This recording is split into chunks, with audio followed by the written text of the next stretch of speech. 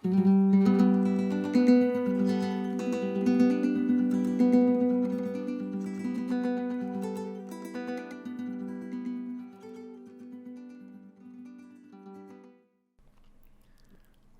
to Planetary Calendars, October 2023 forecast with Ralph and Lonnie. This week, this month, this forecast, you're only going to get Ralph.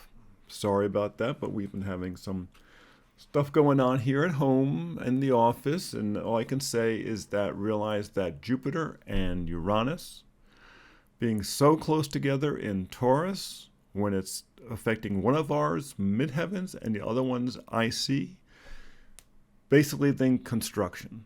Okay, so bear with us for this month. So for October of 2023, what's going on? This is a momentous month. There's a lot going on. Okay, first of all, there's going to be two eclipses. There's going to be a new moon eclipse on October 14th. And then there's going to be the full moon eclipse on October 28th. And as you probably know, the time in between those two, you've got to be very sensitive to the emotional conflicts people go through. Between eclipses tends to be an emotionally charged time. This month, there's also a lot of stuff going on as well. Mercury is going to go through 3 signs this month, after coming off retrograde in Virgo, a sign that it doesn't do retrograde really well in because it's a rulership position. It means it loves working in there, so when it goes backwards, it really can screw things up. But now it's going to go through 3 signs. It's moving very fast. So it means that communications, anything to do with mercurial stuff, communications, short distance travel, writing, filling documents out, editing, anything in that area, anything intellectual is going to tend to move along real quickly. So take advantage of that. Remember this, anything to do with Mercury, with your ability to get information straight and move it along, is going to work really well throughout October. Okay? Meanwhile, Venus is going to leave Leo, big-hearted Leo for practical Virgo, okay? Now, as it does that, and we'll see as we go through the inverse and through the ingresses, as it goes through there, it's going to pass right over the heart of the lion, over the star Regulus. This is always a nice time of year when Venus passes over there. But it also means that as the month goes on, we're going to move more from maybe the romantic sides of our personality to the practical sides of our personality. In other words, instead of bringing someone home flowers, we might bring them home a nice meal. Takeout. Something very practical in terms of that. Now, the Venus is also going to appear as the morning star. Remember, we just had the inferior in conjunction of Venus. That means that Venus was between us and the sun, and that inferior conjunction is a very intense time. We talked a lot about that last month. A very intense time, a very, very deeply feminine time. I'm not going to go over it again right now, but it's a real intense time. But now, as Venus comes out from the beams of the sun, she's going to appear as the morning star at maximum visibility on October 23rd. Venus is going to be very easy to observe. It's going to be maximum distance from the sun, so really enjoyed that. And it will be leading the sun. She becomes now what's called the warrior goddess. She becomes the one who leads the sun into the sunrise. And this is a very martial, very brave Venus this time of year. And it's interesting when you see this in people's charts. You always look to see in a person's chart, is Venus clockwise or counterclockwise from the position of the sun, because if it's on the clockwise side, in other words, it's leading the sun, that's the phosphorus Venus, as they call it. It's the warrior goddess. If it's following the sun, then it's the Venusian Venus, the love goddess Venus. It's 2 different types of personalities. Now, Venus in Virgo is it's the fall position, so it's a deeply internalized position. So when Venus goes into Virgo, realize there's gonna be a lot of inner processing that goes on during that time. And then Mars Mars in the course of the month is going to go from Libra, right, which is, a detriment position that's opposite the Sun, opposite the Mars's natural rulership in Aries. So it's a very introvert position again. But now it's going into Scorpio, the sign of feminine power. So as Mars moves into Scorpio, you're really going to feel this shift towards maybe working strategically on projects. So it's a real interesting month. Besides these two big eclipses, and the eclipses themselves are very significant. So let's look at the various different days. Okay, now the first, or A, let's go to the calendar. Okay, I hope you have your calendar handy because it makes it so much easier, which is the third. The first is a nice easy day. The moon's in Taurus. What a lovely way to start the month, with a nice, Sunday, the moon in Taurus. Go out and have a nice brunch, okay? Always our recommendation when the moon is in Taurus. On the third, okay, we have a white circle there. Why? The moon's in Gemini, which is a great day for communications, okay? But also you have the sun is trine the moon, okay? And this is the trine after the full. So it's really easy to move projects along. You've got a tremendous amount of momentum at this time. Things will tend to move more easily. Mercury is trine Pluto. These are the two smallest planets. So it will tend to be more so in the background, but maybe the ability to talk about important stuff. This is a good time to deal with that, okay? So this is that Tuesday, that A, which is the white circle day. Now, it's a busy week because this next day on the 4th, okay, is the B. Why is it B? Because Mercury is entering Libra. It's going from Virgo, its rulership position, very organized. The Mercury moves into Libra. The one thing you got to be aware of with Mercury and Libra is there's a tendency to take a long time making decisions. Because the thing about Mercury and Libra, it always wants to know your opinion. A Libran doesn't say to you, you never say to a Libran, where do you want to go out and eat? Instead, say to them, we're going to go out to eat here. Do you want to come? Because if you say, where do you want to eat? They're going to try to figure out, where do you want to go eat? And then they're going to try to balance between what they like and what you like. Where if you're telling them where you're going, then all they have to decide is for themselves, do they feel like going? And that's such an easier decision for Libra. And sometimes they can't avoid that, okay? Sometimes they've got to make up their mind, but that's the Libra nature. So Mercury is going into Libra now. Remember, this is a fast Mercury. It's moving along quickly.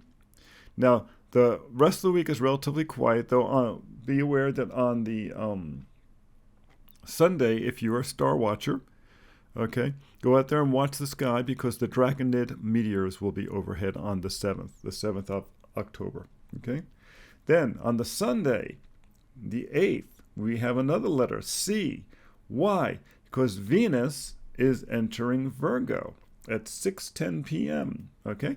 So this means that while Venus is entering Virgo, it is passing right over the royal star Regulus, which is a really nice star. I mean, it's just a lovely, big-hearted, heart of the lion star, and it tends to be just a lovely time anytime any major planet goes over there, but especially if it's the sun or it's Venus, then you really do notice that. So take advantage of that. Okay, the 9th, nothing much going on. On the 10th, the D. Why is there the D? Because Pluto is turning direct. Now, for most people, they do not notice these big outer planets. Pluto's a little planet, complex but very far away, and most people don't notice it. Where we normally talk about Pluto is in terms of generational issues, big societal issues. But what does this mean? It means in terms of these big societal issues related to power, the power of the small. That's actually a symbol in the I Ching, in fact, the power of the small. But think about when Pluto was discovered. It was at the time when the computer was first developed, electrons, and it was also the time when the atomic bomb was developed, atomic power was developed. It's the power of the atom, the power of the electron, the power of the small that now becomes accessible to people, because how many people have computers throughout the world now? It's transformed the world more than atomic power probably did in some ways. Though atomic power definitely changed the way people think of it. So Pluto is going direct. So watch for big societal issues going on. It's gradual. Pluto takes 270 years to go around the sun, I believe. So it's a very slow process. Then on the Wednesday, the 11th, there's an E there. Why? Mars is entering Scorpio. This is what I mentioned before, that Mars is entering Scorpio. This is the sign of feminine power. And I'll tell you, when we go deep into the dignities, Mars in many ways is more powerful in the feminine signs than in the masculine signs. We always tend to think of Mars as being a masculine planet. But remember, every man who's ever been born was born of a woman. Okay? That power came to him from a woman. Mars has a very feminine side. And so when Mars goes into Scorpio, this is a very strong position. Very determined. Okay? And use that determination. Remember, Mercury's moving fast. Mars has just moved into rulership, into feminine rulership. Venus has moved into what is called its fall position. Very internalized. Okay? Now, as the week ends out, we end up with two different notes here. One on the Friday is the 13th. Friday the 13th. Okay. F, and that's a white circle day. You just have kind of nice, easy transit. So it should be a nice, easy transiting day. The Mercury's trine the Saturn. If you have living grandparents or parents, call them up. Connect with the next generation. This is a great day to connect between generations. If you're a grandparent, call your grandkids up. It's a great day to connect between the generations. Okay? Maybe do Zoom. Okay? And then the next day, the G on the 14th, that's the annular solar eclipse. It's taking place at 21 degrees Libra. And I'm actually going to read to you from the forecast. If you don't have the day planner, we have the wall calendar in the pocket, but the day planner, boy, it is a resource. Actually, I use it when we're doing the forecast. Here's the big event, G. This new moon in Libra is an annular eclipse, which means that there will be a ring of sun visible around the moon.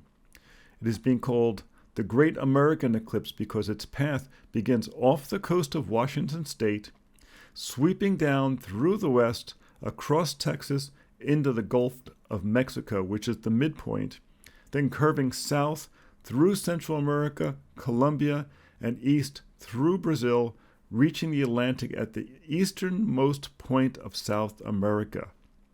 This would be a Bahia. This event happens 2 degrees away from the feminine star Spica in the constellation Virgo. Spica is a very powerful star. Every planet in the chart is in feminine signs, except the Sun, Moon, Mercury, that are in Libra, which is a Venus-ruled sign. So you see the theme here, okay? It foretells dramatic events in the Americas over the next year related to law, partnerships, marriage, women's rights, and climate change. In the short term, the time between the new moon and the second eclipse at the full moon on the 28th will be emotionally complex. Use this time to find the places in your life that feel out of balance and work on improving their harmony and gracefulness. Libra and Aries do soul searching. Look for where those two signs are in your chart, because those areas will really resonate, especially the area in Libra, because remember, this is the new moon. The polarity Aries will also feel it. Okay? So that's, like I said, it's a big event. So don't just, what's going on? Why is everything going wacky? Because there was just a big annular solar eclipse. Now, luckily, After that, the 15th, 16th, 17th, 18th, these are all relatively quiet. The next big aspect that goes on is the next Thursday, the 19th. That's H. What's happening there? The big event is actually the Sun conjunct Mercury. Okay? So this means the term is combust in astrology. Typically, whenever it was always seen as a negative in people's charts. So it's always been given kind of that connotation at the same time. I think it's more, you need to more look at it in terms of how is energy aligning. The mercurial energy and the solar energy is aligned. And really look for what that's taking place in your chart. Is taking place in the last few degrees of Libra. What about 26 degrees Libra, something like that. And so deep in Libra. The Friday, not much going on. On the Saturday, which is letter I, okay, now Mercury's entering Scorpio. Okay, so see how fast Mercury is moving. Remember, Mercury entered, where did we lose that? Okay. Mercury entered Libra on the 4th. Here it is on the 21st, and it's entering Scorpio. This is a fast Mercury. Now it's moving from, indecisive or patiently deciding, to be more kind, Libra into let's get things done, Scorpio. Okay, so if you've had projects that are kind of, a little stuck, this is a really good energy to use to move things along. Okay. On the other thing, this is the first quarter moon that's going on, and it's also the oriented meteors, which means it's going through Orion. So if you're once again a stargazer, go out there, enjoy your halfway between the new moon and the full moon. The sky should be relatively clear, but look for Orion, and you'll see the meteors cutting through there. Okay. Let's see, and that goes on the 21st and on the 22nd, the meteor showers. This is the peak time. They start before, there, and after. It's always like that with meteors, but we always list just the peak times. Okay, then you have a nice quiet weekend for stargazing, and on Monday, J, the Sun enters Scorpio. So now you had Mercury just enter Scorpio right before the Sun. Remember, they were conjunct. Mercury's entered Scorpio, and now the Sun is going to enter Scorpio. Scorpio was always it's always been seen as a difficult sign, but it has to do with the time of year that people consider difficult, because this was the time when in traditional cultures they would cull the flocks. That means going out and picking which ones you're going to slaughter and turn into dried meats and preserve. And that it was always a difficult time of year because of that. Even though traditional cultures who had to deal with this, they dealt with slaughtering animals. This was not a preferred thing to do. This was something that they needed to do to survive the winter. Meat especially is one of the densest forms of nutrition. It's interesting where we live in the next county over in Sonoma. There's a winery called Matanzas Creek. It's named for the creek that's there, Matanzas Creek. What it means in Spanish is slaughterhouse. It was the area where they would slaughter the animals and prepare them. Because there were, sheep and cattle and such that had to do. At that time of year, they would have to, process the meats and get them ready for preparation. And this was traditionally done during Scorpio. And that's one of the reasons why the connotation with Scorpio is considered difficult, because of that particular timing. By the time they get to Sag, it's all been done. So now, okay, we have all the meats in the larder. We're golden. We can go out, do some hunting, So the Sun enters Scorpio. On the next day, K, we just have a notation there. What do we actually say about it? Because there's all kinds of aspects going on, and we probably said something pithy about it. Let me go look inside the day planner.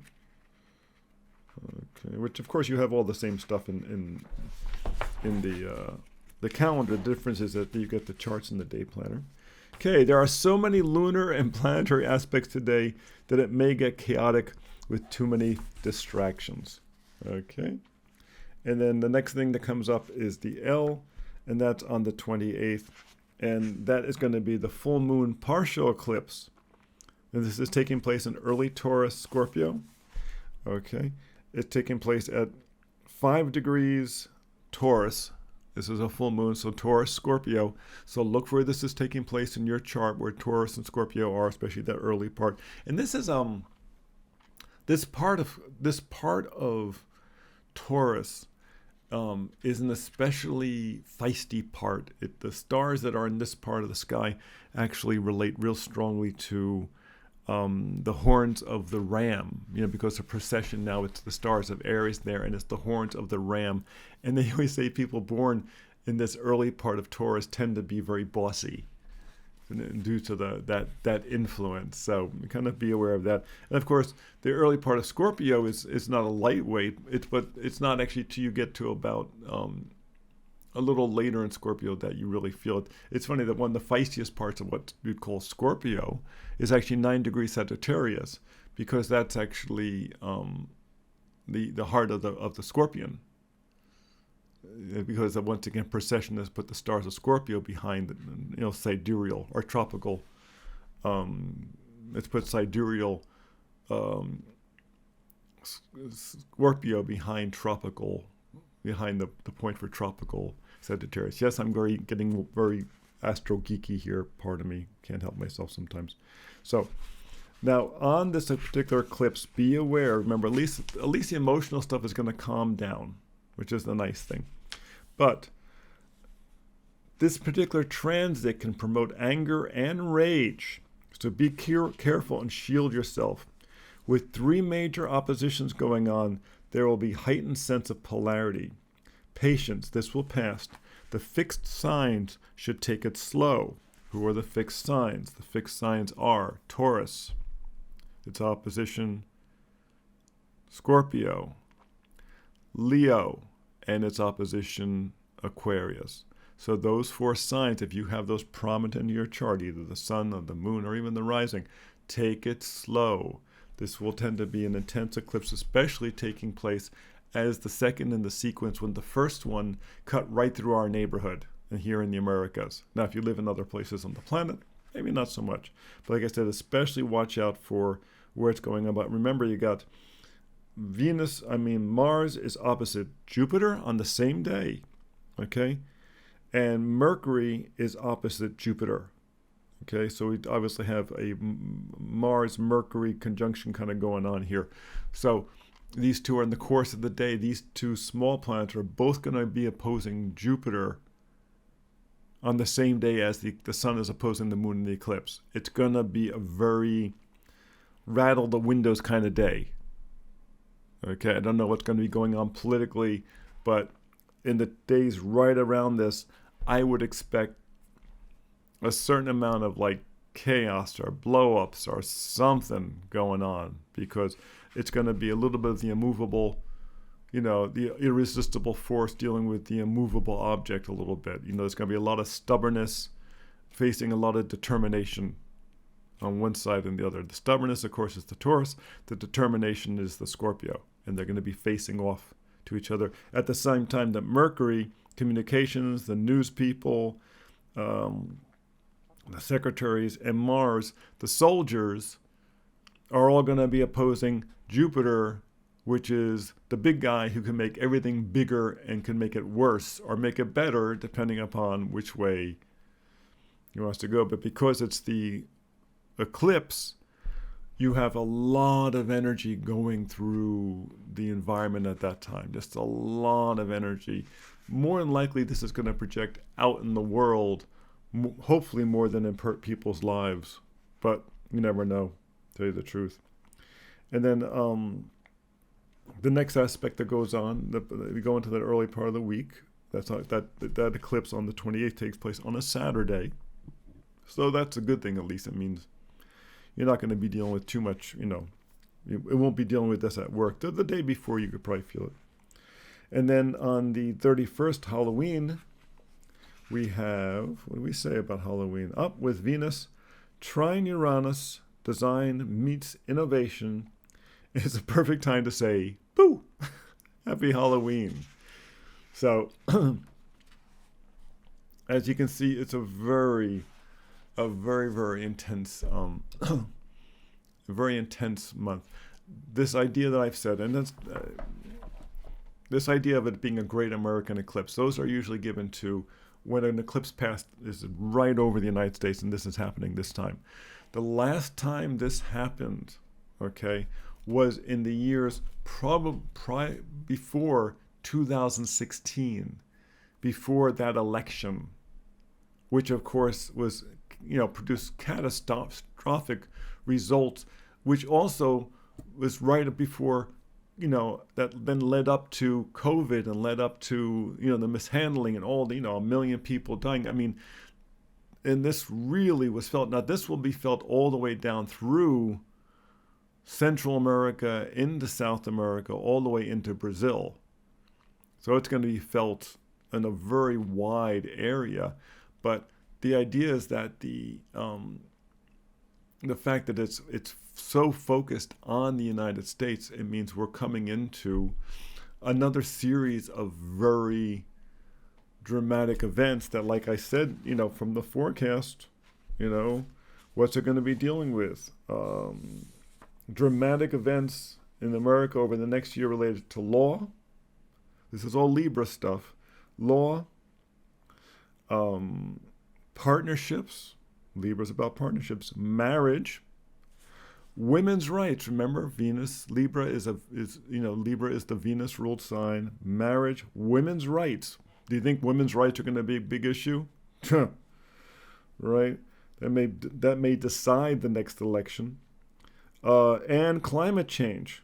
Okay, the climate change really comes up, especially because in the next eclipse, you're going from Taurus on one end, the Earth, Scorpio on the other end, and we've just coming, in 2023 has been the hottest year on record, and this has been happening while Jupiter and Uranus have been conjunct.